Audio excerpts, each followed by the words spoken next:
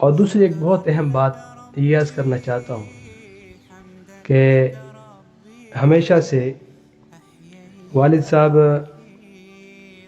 اس بات پر بہت زیادہ خوشی کے اظہار فرماتے تھے، کیونکہ اللہ تعالیٰ نے موقع دیا تھا، سفر حضر میں ساتھ رہتے تھے، جب گھر واپس جاتے تھے تو پھر بھی والد صاحب کبھی میرے کمرے میں آتے تھے، کبھی مجھے میں اس کے کمرے میں جاتا. والد صاحب کی عادت یہ تھی، بلانے کی عادت بہت کم تھی کہ کسی کو بلائیں. عموماً ابھی میری کی حیثیت ہے، دیکھو میرا استاد بھی ہے والد صاحب، میں نے تخصص پڑھا ہے اس سے، میرے شیخ و مرشد بھی ہیں، میرے والد صاحب بھی ہیں، اور میں ساتھی کو کہتا ہوں کہ میرا انتہائی زبردست دوست بھی تھی، یعنی بلا تکلف ہم ایسے دوست تھے کہ ہمارے ایسے اسوار بھی ہوئی ہے کہ یہاں کربوغا شریف سے لے کر اسلام آباد تک دونوں اکیلے ہیں، اور ہمیں یہ محسوس نہیں ہوا کہ ہمارے پاس کوئی تیسرا ہونا چاہیے، کیونکہ ہم تاکہ والد صاحب کے ساتھ ہمارے، کیونکہ وہ بلا بے تکلف تھے بہت زیادہ. اس کے باوجود ہماری امور بہت زیادہ ہوتے تھے، جماعتی کام، ویسے بھی والد صاحب کا تو پوری دنیا سے اس کا وہ تھا، جو دنیا میں جو بھی واقعات ہوتے تھے تو ظاہر بات ہے والد صاحب اس میں اپنے رائے کے اظہار بھی کرتے تھے، اور اس میں عملی طور پہ وہ کافی جتنا وہ کر سکتے تھے وہ کرتے. وہ ملکوں کے درمیان وہ ہو معاملات ہو جو بھی ہو، اس میں تو آپ سب جو قریب کے ساتھی ہے سب جانتے اس چیز کو. تو بہت زیادہ امور ہوتے تھے جس میں ہماری مشاورت ہوتی. تو صبح سے لے کر جب ہم یہاں سے جاتے تھے واپس گھر میں، تو کبھی ہمیں والدہ کہتی تھی اور کبھی گھر والے اہلیہ وغیرہ کہ آپ لوگ کیا کہتے ہیں آپس میں، کہ جب پورا دن آپ مدرسے میں گزارتے ہیں اور جب مدرسے سے آپ گھر آتے ہیں، آپ جیسے ہی کمرے میں آتے ہیں تو پھر حضرت کہتے کہ وہ آپ کے پاس آ جاتے یا آپ ان کے پاس جاتے، یہ کیا کہتے ہیں آپ لوگ، بس کبھی دروازہ بند کرتے کچھ کہتے آپس میں. تو میں نے کہا بس یہ ہمارا اپنا ایک دنیا، ہم بولتے رہتے کہتے رہتے اس میں. تو یہ معاملات بہت زیادہ ہوتے تھے والد صاحب سے. تو مجھے والد صاحب بہت زیادہ اس پہ خوشی کا اظہار کرتے تھے، اور ممبر پہ بھی اس طرح خوشی کا اظہار فرماتے تھے. ہمارے جتنی بھی دوست احباب ہیں سب کو معلوم ہے، ہمارے مدرسے کے اساتذہ کرام کو بھی معلوم ہے کہ وہ اس بات سے اتنے خوش ہوتے تھے کہ کوئی حد نہیں. جیسے کہ بہت زیادہ اس کو تسلی ملتی تھی کہ اس کی غیر موجودگی میں مرکز کی جو اعمال ہے، مرکز کی جو تعلیمات ہے، مرکز کی جو نظام ہے، پورا وہ جاری ساری. آپ لوگوں نے سمجھ دیکھا ہوگا اس طرح بہت زیادہ خوش ہوتے تھے. مجھے وہاں پوچھتے تھے سفر میں کہ آپ تھوڑا سا معلوم کر لیں کہ کیا ترتیب ہے. جب میں اس کو بتاتا کہ الحمدللہ ساتھی آ رہے ہیں، کسی کا اوقات پورا ہو، کوئی جا رہے ہیں، اور وہ کہتے الحمدللہ اس کو کوئی نہیں دیکھتا کہ یہ ہے یا نہیں ہے اور کام کیا ہے، وہ شروع ہے. تو یہ اس کی تمنا بھی تھی، اور اس کی خوشی کے اظہار بھی فرماتے تھے، اور ہم سے مذاکرہ بھی کرتے تھے. تو یہ ان کی دلی خواہش تھی. تو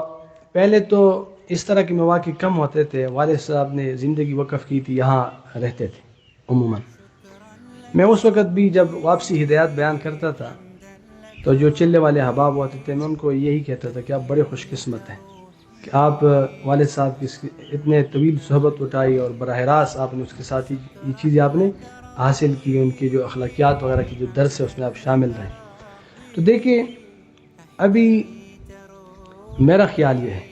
اور میرا داعیہ جو میرے دل کے داعیہ ہے، اور میں جو اس کو اس وقت بہت اہم سمجھتا ہوں، اور جو پوری جماعت کے کارکنوں کے لیے میں یہ سمجھتا ہوں کہ یہ اس کی دلچسپی کے باعث کہ ابھی اس میں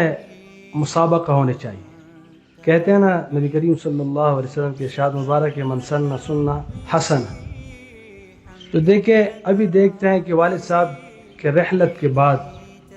پہلا چلہ کون لگاتا ہے،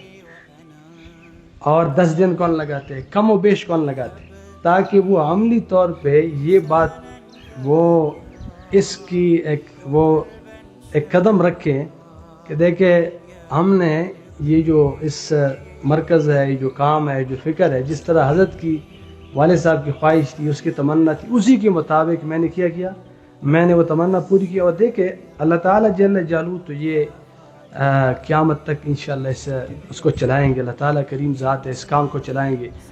ابھی معلوم نہیں کہ اللہ تعالیٰ جل جلالہ کہاں تک اس کام کا جو خیر ہے وہ امت کو پہنچائیں گے انشاءاللہ. لیکن یہ جو لوگ اس مرحلے میں اس کام کا مزید اس کی تقویت کے باعث بنتے ہیں اور اس کے لیے وہ اپنے آپ کو پیش کرتے ہیں، میرا خیال یہ ہے کہ یہ ایک نئی جو اچھا ہوا ہے زبردست اقدام ہے۔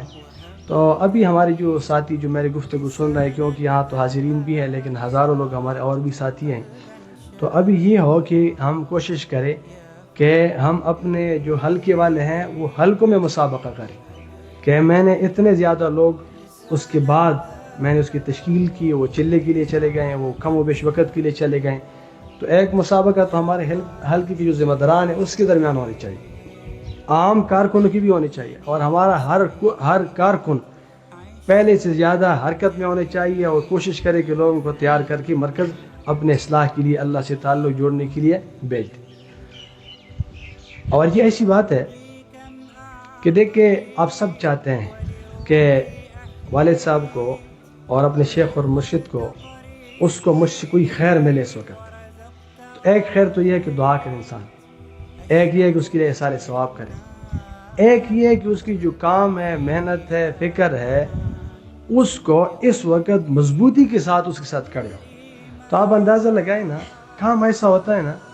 ابھی مولانا الیاس صاحب رحمۃ اللہ علیہ چلے گئے دنیا سے، تو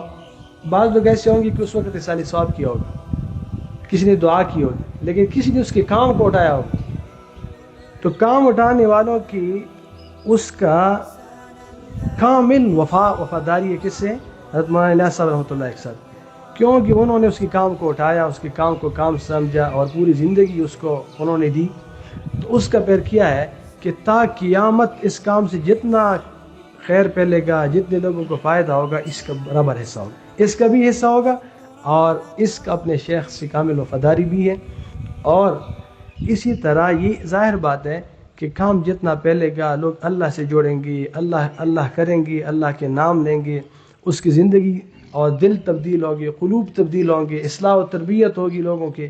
اور لوگوں کے ذہن سازی ہوگی۔ ظاہر بات ہے، دیکھیں یہ جو نظام یہاں کے تعلیمات کا سلسلہ ہے وہ تو سب اسی طرح ہی ہے، پورا نظام اس طرح، انشاءاللہ اللہ تعالیٰ جل جلالہ کو خیر عطا کریں گے۔ تو آپ دیکھیں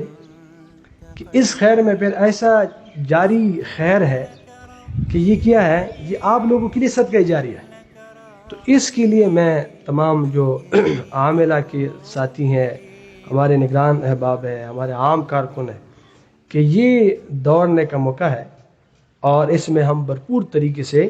اس میں دوڑ لگائیں، انشاءاللہ اس کے لیے سب تیار ہیں نا؟